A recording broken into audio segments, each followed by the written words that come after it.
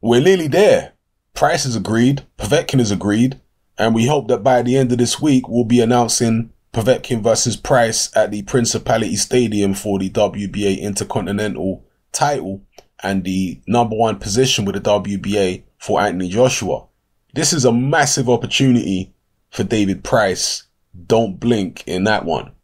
Those are the words of promoter Eddie Hearn, as you can hear there, saying that the Alexander Povetkin-David Price fight is nearly a done deal. They just gotta cross the T's and dot the I's on the contracts, and this one's all systems go.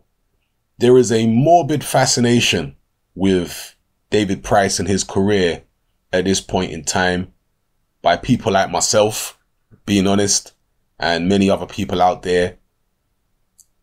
It's not that I want David Price to lose.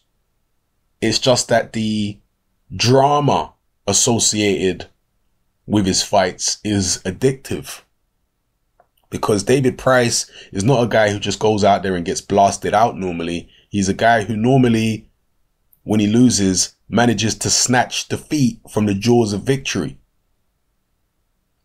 Other than the Erkan loss, his other losses were in fights where, well, actually, no, maybe even the first Thompson fight is applicable. Price is actually winning fights that he ends up losing. He was winning the Hammer fight. He was winning the first, he won the first round against Thompson. He was winning the second round against Thompson in the first fight until he got clipped. In the second Thompson fight, he dropped Thompson, nearly knocked him out. And as I say, same with the Christian Hammer fight. This guy manages to snatch defeat from the jaws of victory in an astonishing way. So it's the drama that you get with David Price fights. It's the fact that both guys could be on the floor. And I don't know, man. It's just a morbid fascination that I have with David Price and his fights at this point. And personally, I think the Povetkin fight is a step too far. I prefer to see David Price in fights that are more competitive on paper than taking on a Povetkin, because this could be very, very ugly. If David Price pulls it off and beats Povetkin, it'll be a fantastic win for him. And by far, obviously, the biggest win of his career. And it's not impossible with his dimensions and with his punching power. It's not impossible that he could beat Alexander Povetkin. But on paper, this is not a fight that I particularly would have wanted for David Price. I'd prefer to see David Price in there with maybe Del Boy Chisora. You know, a competitive fight, a fight that's dangerous for Price, but something winnable.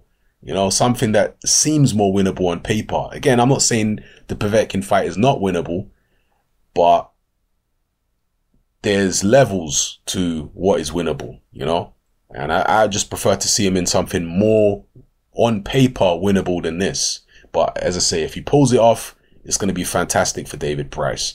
So just keeping you guys up to date on the latest developments regarding this one. A lot of people thought that this fight would never happen, but according to Eddie Hearn, it's very close to being signed. So we'll see. Let me know what you think in the comment section, people. It's happening. I'm out.